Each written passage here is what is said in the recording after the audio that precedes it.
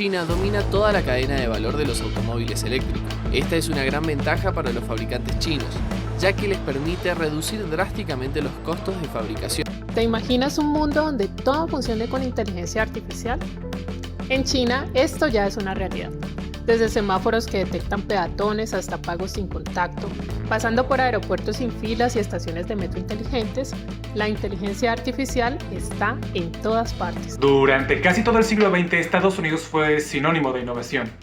Inventó el Internet, llevó el hombre a la luna, creó Silicon Valley y moldeó el mundo con sus tecnologías. Era el faro de la modernidad. Pero en las últimas 2 décadas algo cambió. Estados Unidos empezó a perder terreno en la innovación, educación técnica y capacidad industrial, mientras otras potencias como por ejemplo China aceleraban su ascenso tecnológico. China ahora lidera la producción de semiconductores básicos, publica más investigaciones científicas, gradúa más ingenieros y patenta más inventos. Europa y Corea del Sur también han avanzado rápidamente. Mientras tanto, Estados Unidos ha cerrado fábricas, externalizado producción y se ha vuelto cada vez más dependiente de sus rivales para construir su futuro. Es por eso que hoy vamos a analizar en este video, sin ideologías y con datos en mano, cómo Estados Unidos está perdiendo el liderazgo tecnológico a nivel mundial. Y no, esto no es un video antiamericano. Esto es el primer de una serie de videos donde analizaré qué ocurre con el gigante americano, descubriendo cómo pasó de ser la potencia indiscutida tras la Guerra Fría a un país que erosiona su propia hegemonía por decisiones internas. Saber si Washington aún es capaz de liderar a la humanidad de manera conjunta para conquistar el espacio profundo, o si por el contrario va a ser un rol que le corresponderá a otro. Les habla Álvaro Ávila y esto es Ecos Financieros, un espacio de geopolítica, economía, finanzas e inversión. Del sueño americano al sueño importado.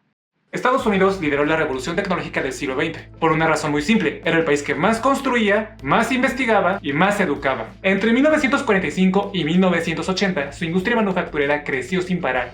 El 30% de todos los empleos estaban en fábricas, las grandes corporaciones tenían departamentos internos de investigación y desarrollo, las universidades recibían fondos públicos para investigar y el gobierno invertía en proyectos a largo plazo, el programa Apolo, ARPANET, el GPS. Pero en los años 90 todo comenzó a cambiar. Con la globalización, muchas élites políticas y económicas en Estados Unidos comenzaron a decir que la manufactura era cosa del pasado, o que una economía madura y avanzada tendía a obtener la mayor parte de su PIB del sector servicios, razón por la que sus gobernantes promovieron una economía basada en los servicios tales como las finanzas o la tecnología digital, lo que reflejaba una visión compartida por muchas élites económicas, la idea de que el conocimiento y el capital eran mucho más importantes que la producción física. Esta estrategia les permitía maximizar los beneficios en el corto plazo, reducir costos laborales y depender de cadenas globales de suministro, porque la idea era producir con márgenes de ganancia mucho más amplios, relocalizando fábricas en países con manos de obra mucho más baratas, sin pagar las prestaciones sociales que el gobierno estadounidense les obliga a pagar a las empresas de ese país, aunque eso significara debilitar la base industrial a largo plazo. El resultado: entre 2000 y 2010, Estados Unidos perdió 5.7 millones de empleos manufactureros.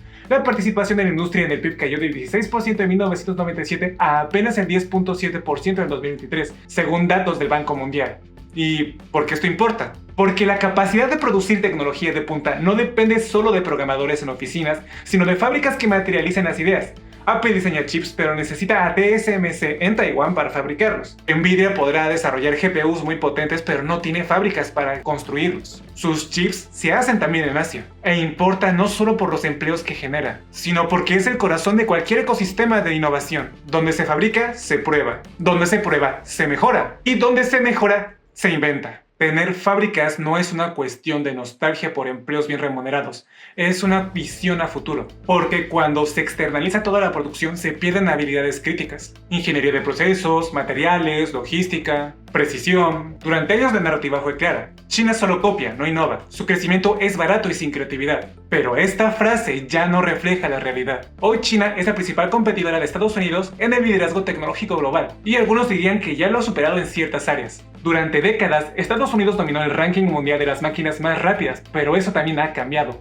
En 2020, la supercomputadora Fugaku de Japón desbancó a la Summit de Estados Unidos. En 2022, Estados Unidos retomó brevemente el liderazgo con Frontier, pero desde entonces ha enfrentado una competencia feroz. Por otra parte, China, que en 2001 no tenía una sola computadora en el top 500, Hoy tiene más de 170. Y aunque no publica todos sus avances por razones de seguridad nacional, expertos creen que ya ha desarrollado máquinas más potentes que las oficialmente reconocidas. Y no solo eso, para 2021 China ya había superado a Estados Unidos en solicitudes de patentes internacionales y a partir de 2022 también lo superó en cantidad de publicaciones científicas según datos de Elsevier y Nature Index. Y lo hizo no solamente en volumen, sino también en muchas disciplinas clave como ingeniería, ciencia de materiales, inteligencia artificial. Y aunque Estados Unidos sigue liderando en calidad de citas por paper, la brecha se reduce. Y lo más importante, China está formando una generación de científicos en casa, ya no solo enviando sus estudiantes al extranjero. ¿Cómo se refleja todo esto en el día a día chino? Por ejemplo, el 83% de los pagos que realizan los chinos actualmente ya no lo hacen con tarjeta, lo hacen mediante códigos QR o mediante escaneo facial. Lo que es más, el pasado 17 de marzo de 2025, el gobierno de Xi Jinping se atrevió a lanzar Yuan Digital System, un nuevo sistema internacional de pagos con el yuan digital como moneda de referencia, que será una alternativa al sistema de pagos internacionales SWIFT, el cual demora entre 3 y 5 días para procesar cualquier transferencia internacional. Este nuevo sistema promete tardar solo 7 segundos. Y lo que es más, este nuevo esquema ya cuenta con la participación de 10 países de la ASEAN, es decir, la Asociación de Países del Sudeste Asiático, y 6 del Medio Oriente, que en conjunto representan el 38% del comercio mundial. ¿Qué se puede aprender de todo esto? Que la innovación no muere de un día para el otro, se erosiona. Y cuando un país como sus votantes comienzan a ver a la ciencia no como una inversión, sino como un gasto relativamente poco importante, se empieza a ceder terreno en el juego más importante del siglo XXI, el de las ideas. Fabricar futuro o importarlo. Estados Unidos fue durante gran parte del siglo XX el arsenal del mundo. Desde la Segunda Guerra Mundial hasta la Guerra Fría, su músculo manufacturero era legendario. Pero a partir de los años 80 y especialmente de los 90, se tomó la decisión histórica de externalizar la producción a países con manos de obra más barata como México y, por supuesto, China. Estas decisiones trajeron a largo plazo consecuencias. Para 2004, el valor agregado industrial de China era apenas el 50% del de Estados Unidos. Para 2011 lo igualó y desde 2015 China es el mayor productor industrial del planeta. Según el Banco Mundial, en 2022 China ya representaba más del 30% de toda la producción industrial global, mientras Estados Unidos estaba en torno al 16%. Y evidentemente Estados Unidos estaba dando cuenta de esto, y no se iba a quedar de brazos cruzados. Por lo que en 2022 la administración Biden aprobó la Chips and Science Act, destinando más de $52 mil millones a reconstruir su industria de semiconductores. Pero es que incluso con dinero no todo es tan fácil. TSMC, el gigante taiwanés, aceptó construir una planta de alta tecnología en Arizona, pero en 2023 la apertura se pospuso por falta de personal calificado para operar el equipo avanzado. Una inversión multimillonaria paralizada por una pregunta básica: ¿dónde están los ingenieros? Bien, para solventar este descalabro, TSMC tuvo que enviar 500 técnicos desde Taiwán hacia Arizona para poder capacitar de manera temporal a los ingenieros locales. Y aunque la producción arrancó finalmente en 2025, solo produce chips de 4 nanómetros, mientras que los más avanzados, como los de 3 nanómetros o 2 nanómetros, siguen siendo producidos en Taiwán. Esto es un síntoma de una debacle técnica que muestra que hace falta más que una inversión multimillonaria para que Estados Unidos recupere su músculo industrial perdido.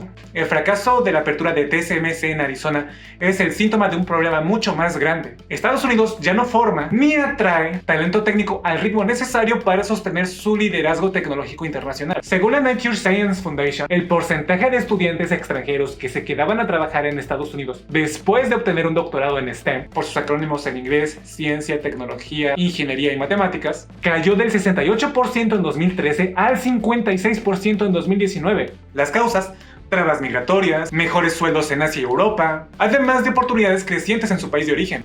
Durante la Guerra Fría, Estados Unidos atraía cerebros. Hoy los forma y los exporta.